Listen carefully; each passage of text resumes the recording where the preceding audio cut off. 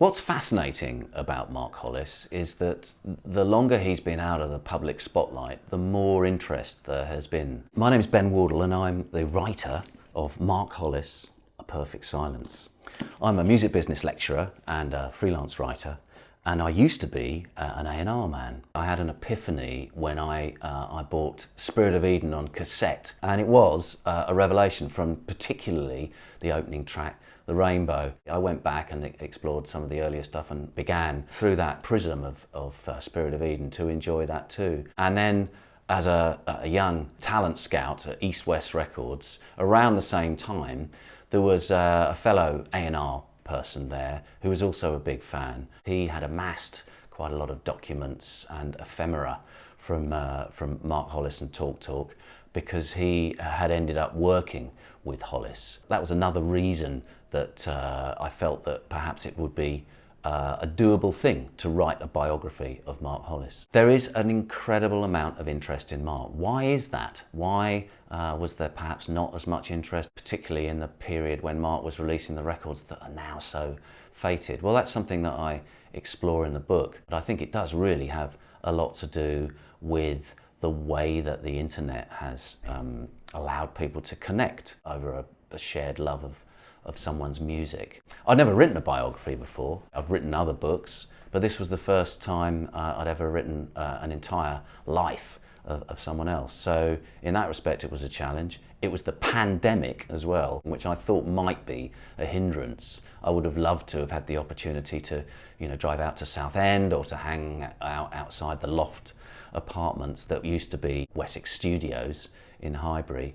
But most of my detective work was done via Zoom and phone calls and sometimes good old-fashioned letters to people I'd heard had once met Mark. I think it's probably easier to tell you about the people who didn't talk to me, because I approached and managed to successfully get conversations with pretty much everyone who had known or worked with Mark while he was professionally involved in music, and also beyond. After he stopped making music, I spoke to a lot of people that he hung out with as well. It was fascinating, for example, to hear that he developed a serious golfing habit with a gentleman by the name of Lawrence Pendrews that fans had recognised played piano on his final album and turned out to be the teacher of his two children at the school they went to in Wimbledon. He also got obsessed with motorbikes, and I spoke to people that he'd gone on extensive motorbike tours with. But also, of course, all the people who he'd been involved with musically. One of the interviews I was really excited about was one I did with Phil Ramakan, who was the keyboard player, most famously the keyboard player for the short-term lineup after Simon Brenner left the band in the early 80s. Now, Phil had met Mark back at Island Records, because Phil was a jobbing keyboard player and used to work in the Island Records studio, occasionally subbing for the keyboard player of Bob Marley and the Wailers, and also ending up producing Jimmy Cliff. He was a friend of the bass player of Mark's first band who was signed to Island, The Reaction, who you'll probably know only released one single. He then went on to play with the Simon Brenner lineup when the band were doing a national tour, and ultimately replaced Simon and ended up contributing to a number of the songs that made it onto It's My Life. It's absolutely fascinating. This Jamaican British keyboard player, classically trained, who contributed so much to Talk Talk, and yet is really kind of gone unheralded. And he then came back right at the end of Hollis's career, when Hollis was looking for co-writers for his final album, and he wrote the beautiful opening track on Hollis's final solo album, ironically called The Colour of Spring, so to fox you, to make you think that it's got something to do with the Talk Talk record, which it hasn't at all.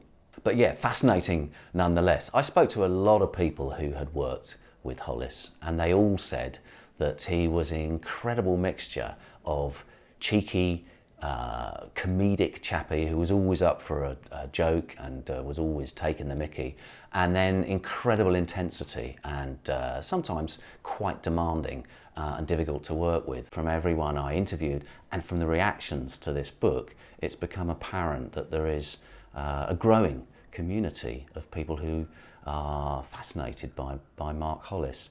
I interviewed Phil Brown, who engineered the final three records that Mark Hollis was involved with. He became, in the years when Mark went out of the public spotlight, the main conduit, the main source of contact between Mark and the outside world. And he said that he really noticed a change in the last 5 years in the way that Mark was being approached and written about online. Almost he was being made, and the words that Phil used was spiritual God. That's one thing that I really tried to avoid making this book, was hagiographic praise of an artist who admittedly had some lovely character traits, but also some darker ones as well. And I like to think, and certainly the feedback has been the case, that both sides are explored in this book.